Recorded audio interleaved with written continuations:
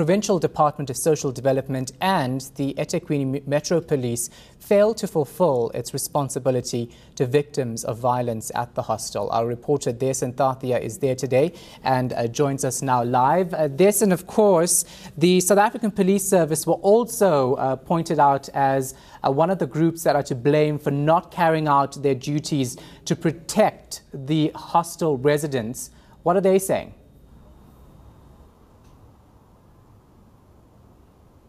That's right, Johan. In fact, very serious allegations levelled against not only the SAPS but the Social Development Department and the eThekwini Municipality. As we know, over the past 2 or 3 years or so, the number of murders at the Glebelands hostel has escalated. There had been problems before that, but officially in the report, the number of murders that were recorded between 2014 and 2016 was in the region of about 44 or so. And some of the researchers and community activists that have been working in the area insist that that number is higher.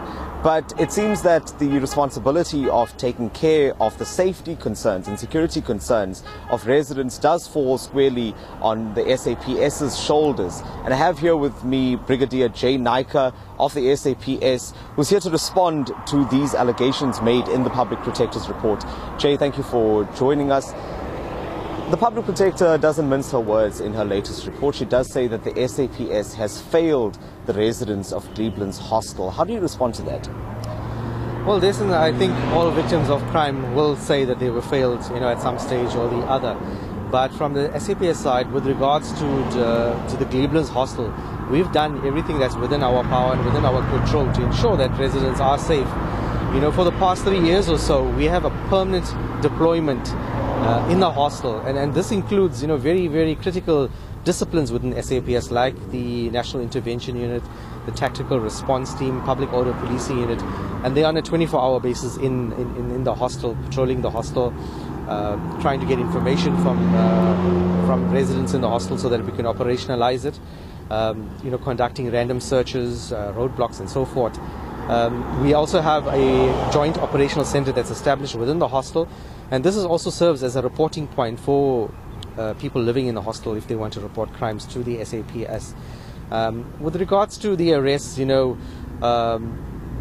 most recent shootings that took place a few weeks ago, last week we arrested a suspect that we believe is linked to 2 cases of attempted murder as well as murder. He was found in possession of a firearm as well as a stolen vehicle. So he's appeared in court, and he'll be also appearing later this week for a bail application.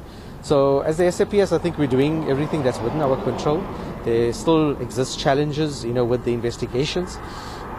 The biggest challenge being that witnesses don't come forward.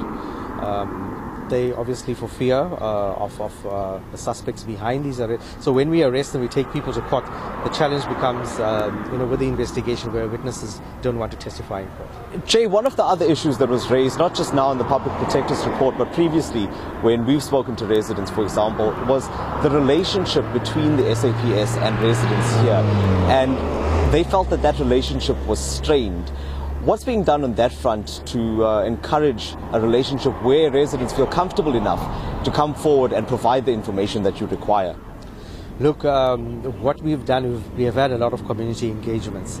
Our police officers from Umlazi would go door to door, visiting residents, engaging with them, offering them crime hints and so forth.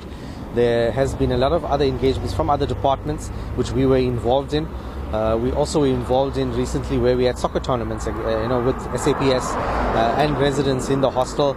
And from our side, I think the relationship is not strained as we see it. The community does talk to us, and that's where we get a lot of our information. But like I said, the challenge comes that people will give us information, which we do operationalize and we do make arrests, but they are not prepared to give statements and go to court. Jay, official records, and it's also contained in the report, say that there was meant to be around 11,000 or so residents at the hostel, but that number seems to be closer to about 20,000 with illegal occupations. How has that impacted policing within the hostel? That remains a challenge.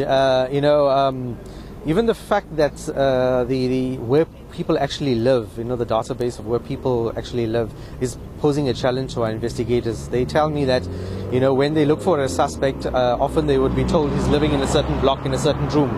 When they get there, they would find he's not there, and they will be told that he's now in another block in another room.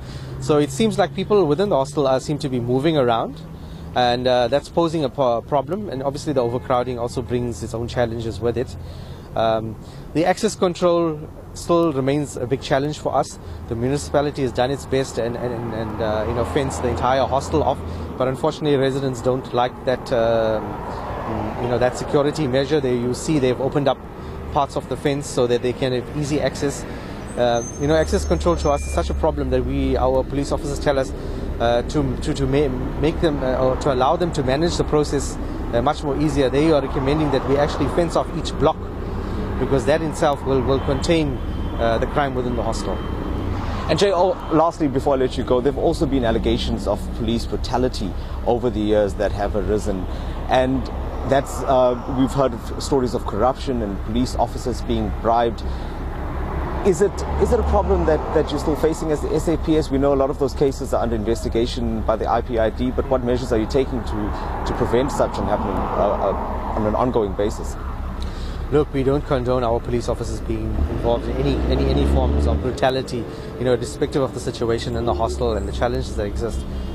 We ask that our police officers always, are restrained when they're conducting their investigations and the crime prevention operations. And, if any case comes up, we always recommend, or we always contact IPID and refer those cases to IPID so it can be investigated independently, and, allegations cannot be pointed towards us that we are covering up for police officers, because we don't do that, and we also always welcome the investigations by the IPIT. So we're also saying to residents, if they're not happy with any of the actions of any of our police officers, they're welcome to contact IPID to investigate it. Thank you so much, Brigadier. We'll leave it there. Shahan, there you have it. Police saying that they are doing everything that they can possibly do at Glebelands Hostel. They do have officers stationed here on a permanent basis. We know that one of the suggestions or recommendations that was made by the Public Protector in her report was that a satellite police station be erected within the hostel premises, but that's still something that needs to be discussed with police management as well as the municipality. And I'm hoping that Jay Naika hasn't left. So just turn around and try and grab him if he's about to leave, because I want you to ask him this. I find it difficult for them to say that they've been doing their job as far as they're concerned, when the information in the Public Protector's report shows that there were a total of 44 deaths. They made 16 arrests, 32 under investigation.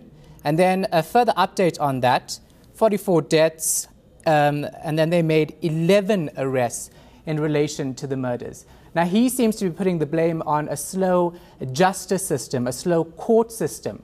But if you look at the number of arrests in relation to the people who have been killed, they just don't add up.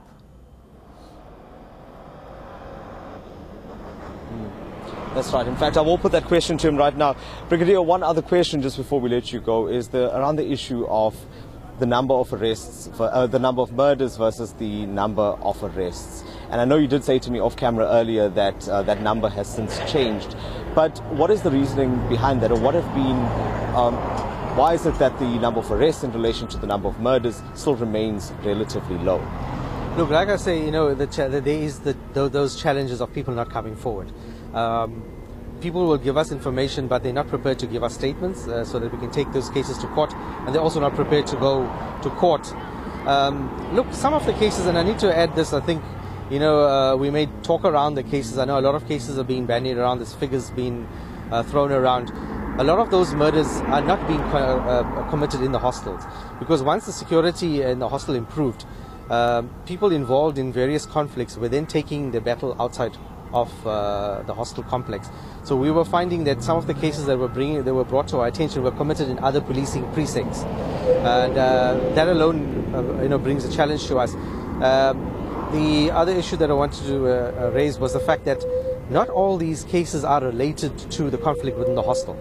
Some of them are purely criminal, where they would two people living in a room would get into an argument for whatever reason, and then one would kill the other. Recently, there's the element of the taxi violence that's creeped in, challenges within the taxi environment also that's creeped in, and some of the incidents that took place are related to taxi violence. So there's a number of motives for these murders that are taking place in the hostel. But despite the motives, you'd agree that the number is still unusually high for such a concentrated area as such. There's also a perception that's been created by residents that we've spoken to previously, where they feel that these cases are being swept under the carpet on an investigation level. What do you say to that? No, look, we're taking the investigations very seriously. We've, as the Public Protector recommended, and I think even before the recommendations were brought to our attention, we formed a detective task team from outside this area. This team is run by the provincial office and managed by the provincial head of detectives. So all investigations are being taken very seriously, and we're appealing to people to come forward and provide us with information, because, like I say, there is a lot of people that have information out there. They're just scared to come forward. So we're also working with the victims of these crimes, their families, to ask for their assistance, because I'm sure they have an interest and they will be able to influence those witnesses to come forward. Thanks, Brigadier. Shahan, there again, an insistence by police and an appeal for witnesses and anyone that has any information to come forward. They insist that cases are not being swept under the carpet and every investigation is being taken seriously, but we've yet to see results in those cases that you just mentioned. All right, thanks so much for that. Appreciate it. Our reporter Adesan Thathia at the Glebelands hostel in Umlazi in KwaZulu-Natal.